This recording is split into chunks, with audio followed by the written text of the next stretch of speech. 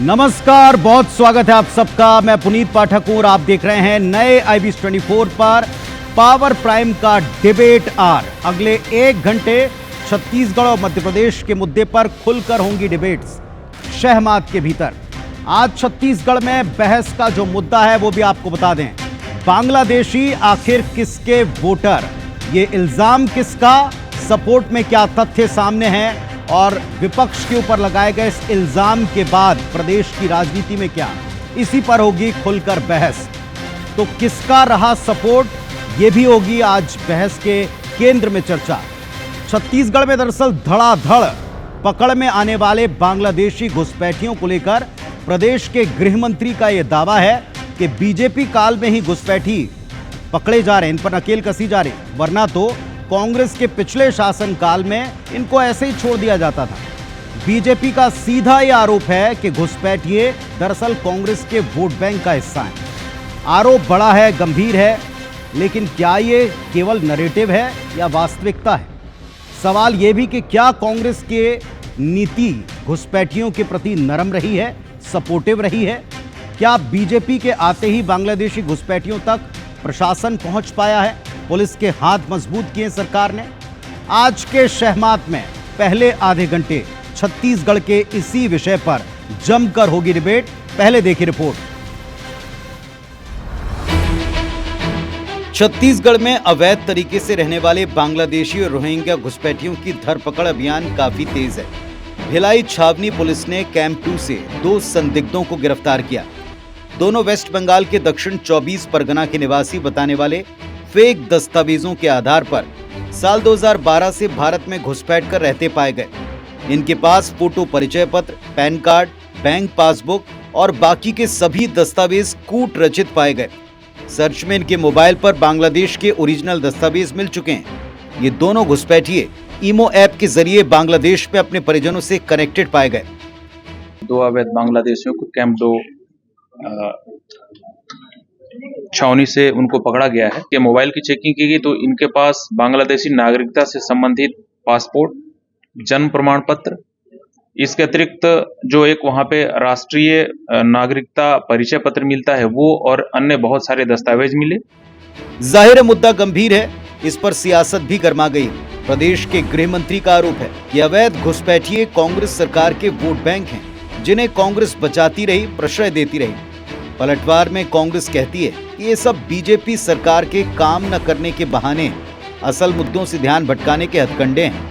Vote bank बना रहे थे, वोट बैंक बना करके ऐसे लोगों को प्रश्रय दे रहे थे, विधिवत दे रहे थे, कोशिश करके दे रहे थे, इनके लोग सामने आकर के दे रहे थे। बड़ी स्पष्टता है। अभी आप लोगों से मेरा विनम्र निवेदन है, इस विषय पे बड़ी गंभीरता के साथ आप जरूर समाज के साथ खड़े हों।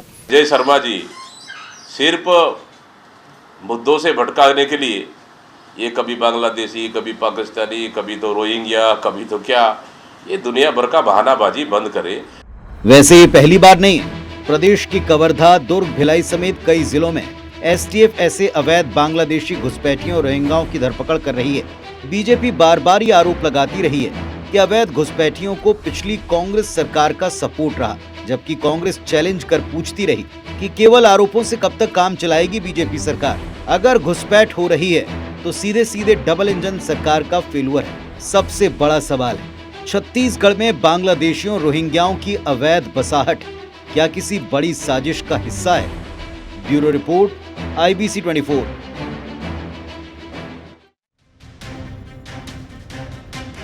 कुल मिलाकर आपने जो रिपोर्ट देखी उसमें नवीनता केवल इतनी है कि अब भिलाई में एक ऐसा सो कॉल्ड कपल पकड़ा गया जो तकरीबन 10 से 12 बरस से छत्तीसगढ़ में आकर रह रहा था। और सबसे बड़ी बात यह कि इसने बांग्लादेश की बॉर्डर क्रॉस करके पहले वेस्ट बंगाल में शरण ली या उनको शरण दी गई, ये भी एक जांच का विषय हो सकता है। वहां सरकार से फर्जी दस्तावेजों का आधार बना या यहां आने के बाद उन्होंने सारे फर्जी दस्तावेज बनवाए। ये सारे कूट रचित दस्तावेज 420 करके जो बनवाए गए, इसमें आखिर सपोर्ट किसका रहा? अब आज के सवाल जिस विषय के ऊपर हम डिबेट करने वाले हैं वो भी आपको दिखाते हैं। बांग्लादेशी किसके वोटर हैं? क्या घुसपैठियों की बढ़ती संख्या के पीछे सियासी प्रश्रय कारण रहा है? क्या कांग्रेस काल में घुसपैठियों को वाकई नजरअंदाज किया गया? सवाल यह भी कि क्या कांग्रेस ने घुसपैठियों को वोट बैंक के तौर पर इस्तेमाल किया, इसलिए उनका हाथ रहा?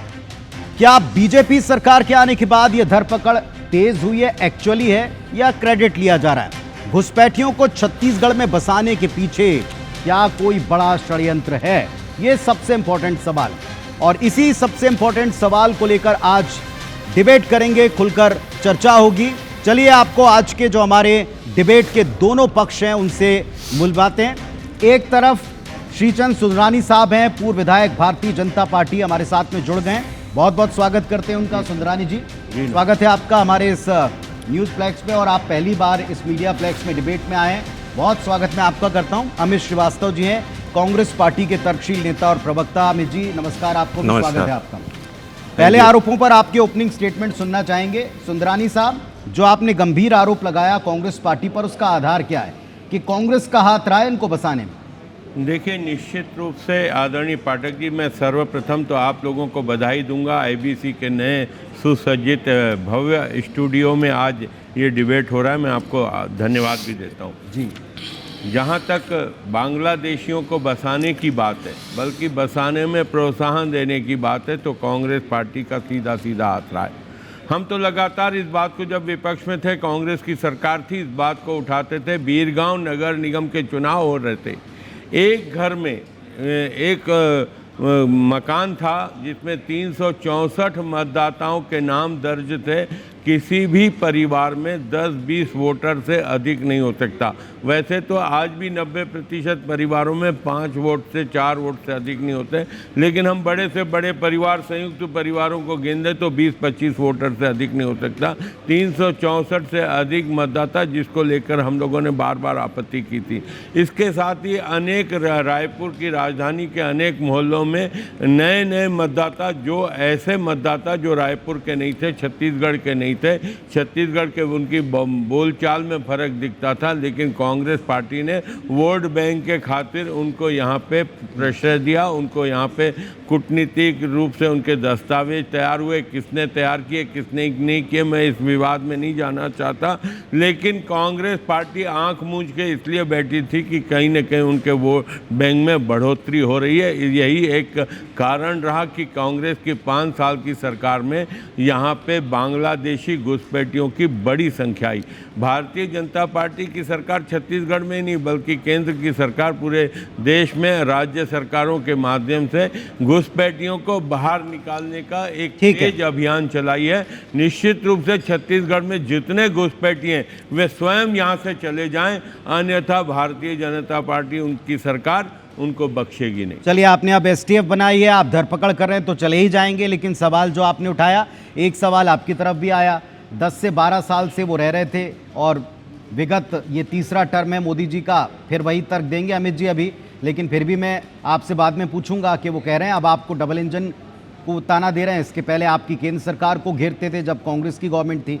अमित जी, सीधा आरोप आप पर है कि आपका वोट बैंक था, इसीलिए देखकर भी अनदेखा किया, बल्कि कुछ तो ये भी कह देते हैं कि ये साजिश थी आपकी कि लाला करके एक परिवार में 300 लोग बना दिए। पुनीत जी कहते हैं ना कि जिंदगी वक्त के बहकावे में है, और भाजपा के राज में हर व्यक्ति तनाव में है। और श्रीचंद भैया, आपने लगा दी पानी पे तौबत, ये नहीं सोचा छेद तो आपकी नाव में है। अरे डबल इंजन की सरकार है, पकड़िए ना उनको, करिए डिपोर्ट बांग्लादेश, क्यों आपके हाथ कांपते हैं? लेकिन मैं आपको बता दूं कि 17 राज्यों में समस्या है, और लगभग 2 करोड़ से ज़्यादा बांग्लादेशी हमारे देश में आ चुके हैं। क्या करी थी इनकी सरकार? किसकी जवाबदारी होती है? बॉर्डर, आप बताइए कि यहाँ भी इनकी सरकार, 5 साल हमारी सरकार थी, उसके पहले 15 साल इनकी सरकार थी, क्या कर रहे थे ये आप बताइए? आपने स्वतः ही कहा 12 साल से रह रहे थे, मतलब इनके समय में आए थे ना, तो फिर हम कहाँ जवाबदार हो गए? मैंने कहीं नहीं कहा 12 साल। एक मिनट भैया,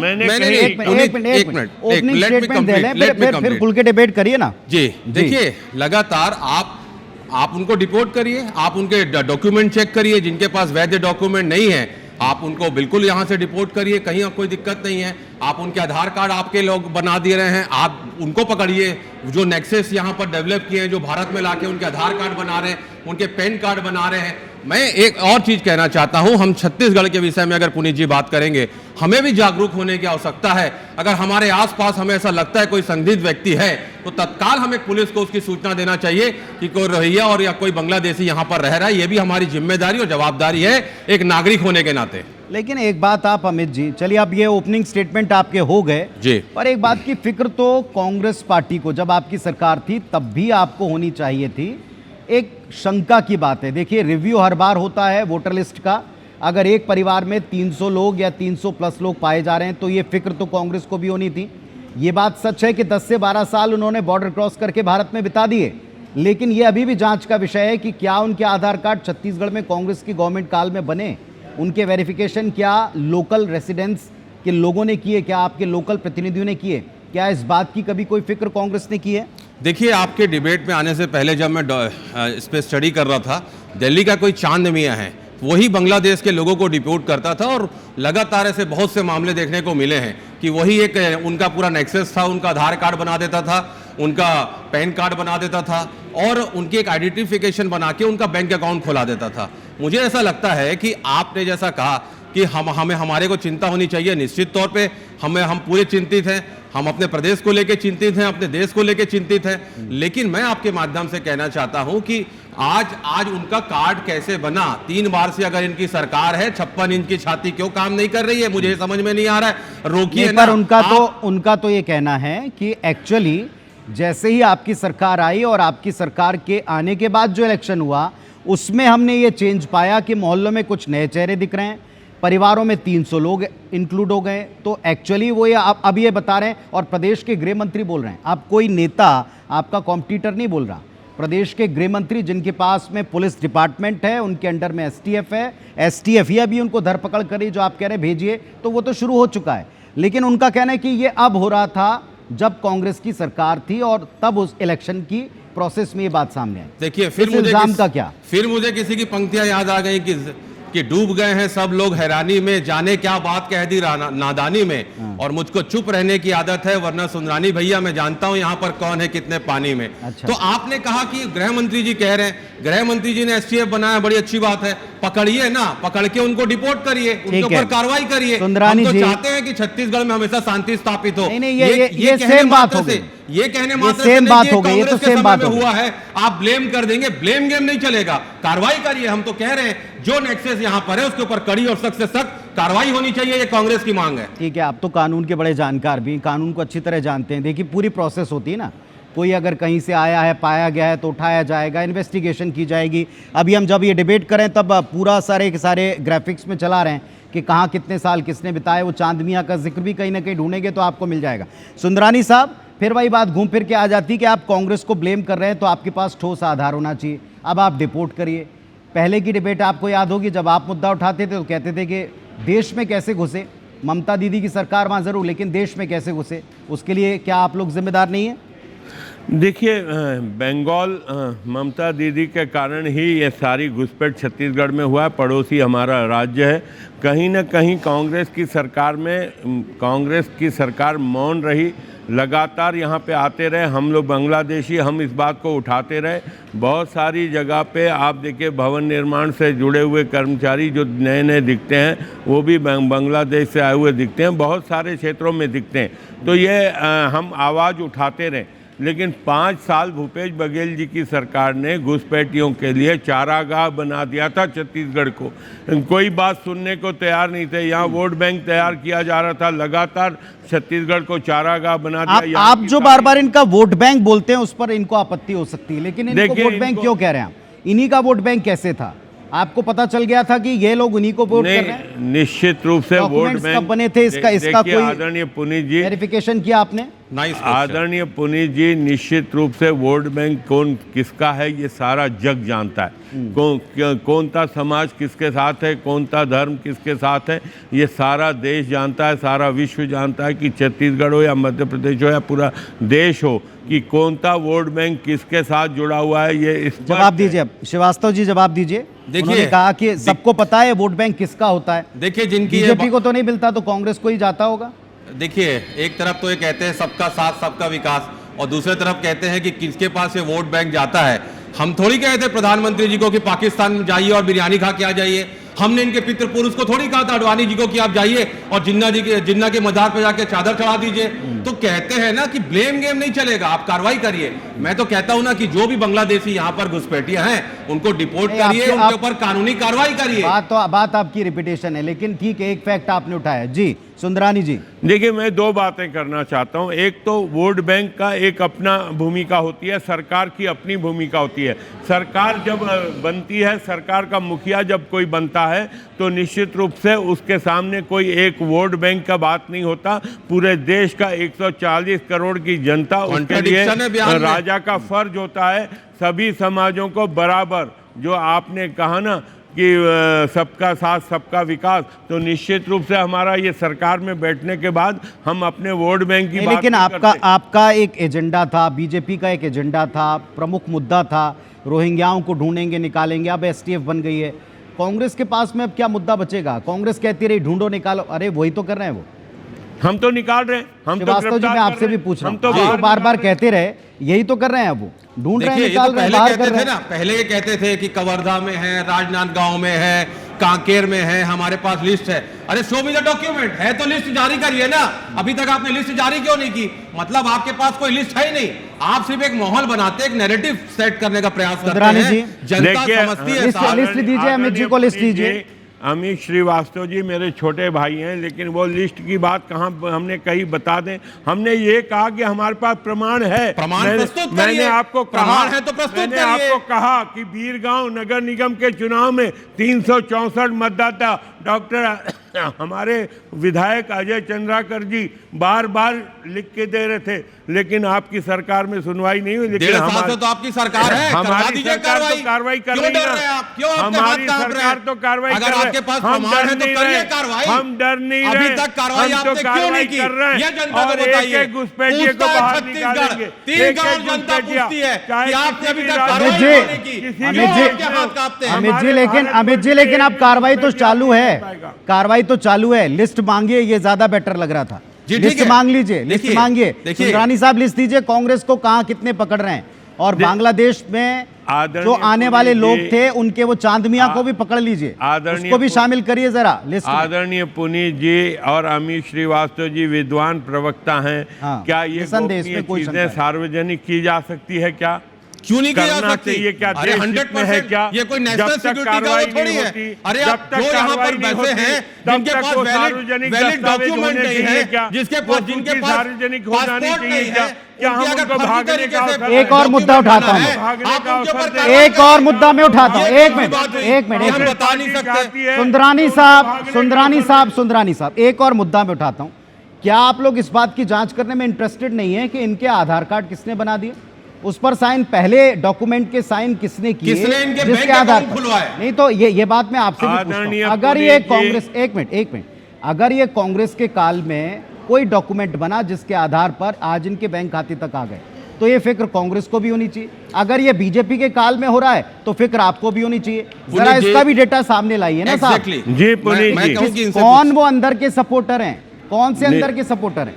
निश्चित रूप से पुनीत जी, उनको नागरिकता यहाँ मिली है तो कैसे मिली, उनका जाति प्रमाण पत्र बना तो कैसे, राशन कार्ड बना तो कैसे बना, इन सारी चीजों की जांच हो रही है। श्रीवास्तव जी, एक बार एक मामले में पार्षद का नाम भी आया था। कानून की दृष्टि में भाई ये कूट रचित जो दस्तावेज इन्होंने बनाए, सारे गर्दनों पे पहुंचेंगे, उनके शिकंजे उनके ऊपर। बहुत अच्छी बात, मैं बिल्कुल मैं इनका सपोर्ट करता हूँ यहाँ पर। अगर आपके पास नाम भी आया तो किस दल से जुड़ा वो भी पता कर। अरे मैं तो जिम्मेदारी के साथ कह रहा हूँ, कोई भी व्यक्ति इन्वॉल्व हो, आप करिए ना कार्रवाई, हमारी डिमांड है कांग्रेस की। के दल का पार्षद था भाई, हमारा डालो, किसी का भी डालो, आरोपी होता है, बाहर करेंगे, अमित जी बाहर करेंगे उन लोगों को, चाहे वो पार्षद होगा, कोई भी होगा, बाहर करेंगे निश्चित तौर पे। लेकिन मैंने कहा ना, ब्लेम गेम नहीं चलेगा। और अभी आपने कहा ना, मैं आपके माध्यम से मांग करता हूं, जिनके पास वैलिड डॉक्यूमेंट नहीं है उनका बैंक अकाउंट कैसे खुल गया? अभी आपने कहा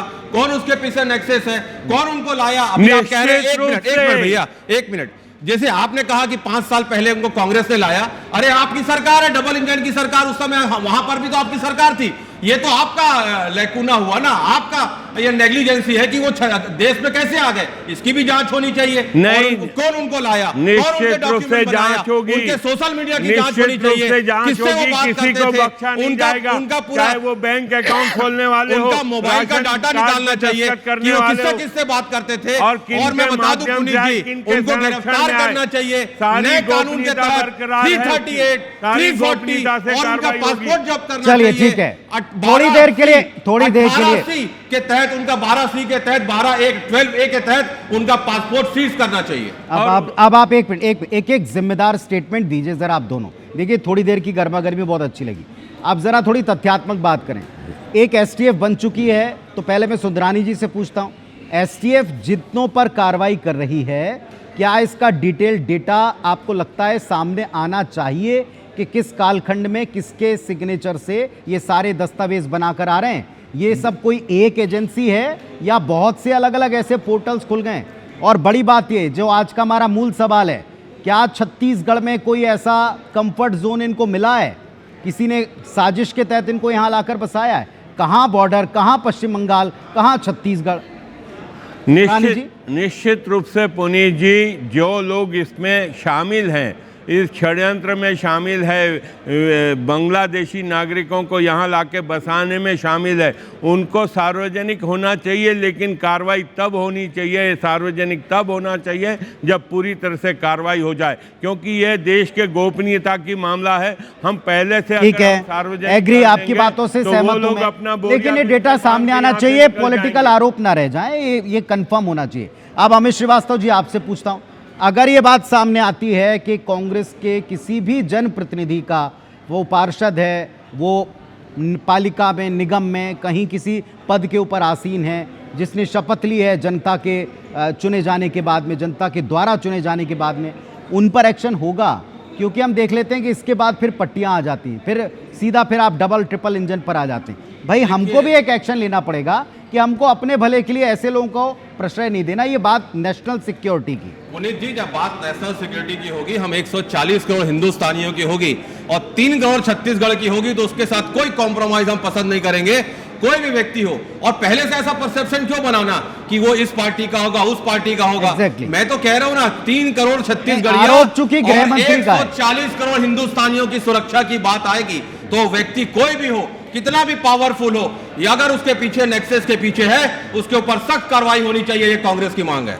अब सुंदरानी साहब, ये जो कार्रवाई हो रही है, इस पर इस तरह के बयानों को कहा जाता है कि जब सरकार के पास कोई काम नहीं। एक अंतिम सवाल ये भी है कि सरकार असल मुद्दों, हालांकि बात बहुत पुरानी है, ये पहले भी कई बार हम सुन चुके हैं, लेकिन जब आप कोई मुद्दा उठाएं, कल का मुद्दा आप उठा लें, धर्मांतरण की बात उठा लें, कहते हैं कि आप धर्म की राजनीति करते हैं। आप घुसपैठ की मुद्दा उठा लें, कहते हैं आप मूल मुद्दों पर से ध्यान भटका रहे हैं।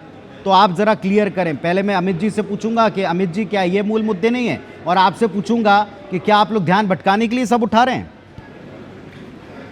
पहले सुंदरानी जी आप जवाब दीजिए। देखिए आदरणीय पुनीत जी, ना हम ध्यान भटकाने के लिए कर रहे हैं, न कोई अपने लाभ के लिए कर रहे हैं। हम देश हित में काम कर रहे हैं, प्रदेश हित में काम कर रहे हैं। घुसपैठिए कहीं से भी आए हो, किसी भी राज्य से आए हो, कहीं से भी आए हो, लेकिन हम छत्तीसगढ़ से हम उनको खदेड़ेंगे। छत्तीसगढ़ की गरीब जनता का हक इन घुसपैठियों को लेने नहीं देंगे लाभ। हम यहाँ से खदेड़ के रहेंगे पूरी तरह से। बहुत अच्छी बात है। अब अमित जी मैं आपसे भी पूछता हूँ कि अगर प्रदेश के 2 बड़े मुद्दे उठा लें, 2 दिन से हम 2 विषयों पर बड़ी गंभीर डिबेट कर रहे हैं और दोनों दिन तर्क एक कॉमन आया और वो भी पीसीसी चीफ की तरफ से आया, तो पार्टी का, विपक्ष का नेतृत्व करता अगर ये कह रहे हैं कि साहब ये मुद्दे एक्चुअली छद्म हैं, तो लेकिन ये मुद्दा क्या गंभीर नहीं है? कोई घुसपैठ करके आपके घर के अंदर आकर के रह रहा है, वो भी बांग्लादेश जैसी जगह से, वहाँ क्या हाल है हम सबके हमको पता है। दूसरी तरफ अगर कोई धर्मांतरण करके आपकी डेमोग्राफिक चेंज ला रहा है, क्या ये एक्चुअल मुद्दों की लिस्ट में नहीं है? कांग्रेस इनको एक्चुअल नहीं मानती? देखिए बिल्कुल मानते हैं हम, कहीं कोई दिक्कत नहीं है, लेकिन बात जब निकलेगी तो दूर तलक जाएगी। और कहते हैं ना कि ये मुद्दे अचानक चुनाव के समय क्यों आ जाते हैं, जब अभी तो कोई चुनाव, अरे सुन लीजिए मेरी बात, लेट मी कंप्लीट। देखिए चुनाव तो नहीं है, लेकिन जिस प्रकार का ऑपरेशन सिंदूर हुआ और उसके बाद पूरा देश, पूरा विपक्ष इनके साथ खड़ा था, और हमारे नेता राहुल गांधी जी ने कहा था कि सरकार कार्रवाई करे, हम उनके साथ हैं। लेकिन बिना सर्वदलीय बैठक में प्रधानमंत्री जी नहीं आए और उसके बाद प्रधानमंत्री जी के नहीं आने के बाद दोनों सर्वदलीय बैठक में इन्होंने बिना विपक्ष को बताए, जब बात निकलेगी तो दूर तक जाएगी पुनीत जी। नहीं, मुद्दा नहीं, मुद्दा सब कनेक्टेड है। और जब वहां आपने माना ना कि बड़े मुद्दे लेट मी कंप्लीट, मैं कंप्लीट कर रहा हूं। देखिए, ये मुद्दों से भटकाएंगे भैया, आपके साथ जब विपक्ष खड़ा है, 140 करोड़ हिंदुस्तानी खड़े, मैं नमन करता हूं, मैं सलाम करता हूं अपने जवानों को, हम आपको सलाम करते हैं। आप जवान पर भी पहुंच गए। लेकिन प्रधानमंत्री जब बिना विपक्ष से पूछे, बिना हिंदुस्तानियों से पूछे सीज फायर करते हैं तो हमारा प्रश्न होगा। और बहुत अच्छी बात है, ये स्पीच का मंच होता है ना। एक मिनट, अमित जी, ज्वलंत मुद्दा है, लेकिन महंगाई पे भी बात होनी चाहिए, रोजगार पे भी बात होनी चाहिए। सवालों के जवाब देखिए, आपको 20 सेकंड या आप 1 मिनट की स्पीच देंगे, कैसे काम चलेगा? अगली डिबेट मेरी लेट हो जाएगी। फिलहाल मुद्दा यह था कि क्या इस मुद्दे पर जो कांग्रेस पार्टी पर आरोप लगाए उसके पीछे फैक्ट है, और अगर फैक्ट है तो सामने लाए जाएं। सवाल यह भी है कि अगर साहब बीजेपी के आरोपों के ऊपर कांग्रेस कहती कि आपने छद्म मुद्दे खड़े किए, तो क्या ये मुद्दे प्रदेश के लिए, देश के लिए चिंता की बात नहीं? सुना आपने, फैसला आप करिएगा। फिलहाल आज के लिए धन्यवाद देता हूं कि आपने सहमत में छत्तीसगढ़ के इस मुद्दे पर दोनों पक्षों को सुना, फैसला आप कीजिएगा। बहुत धन्यवाद, नमस्कार।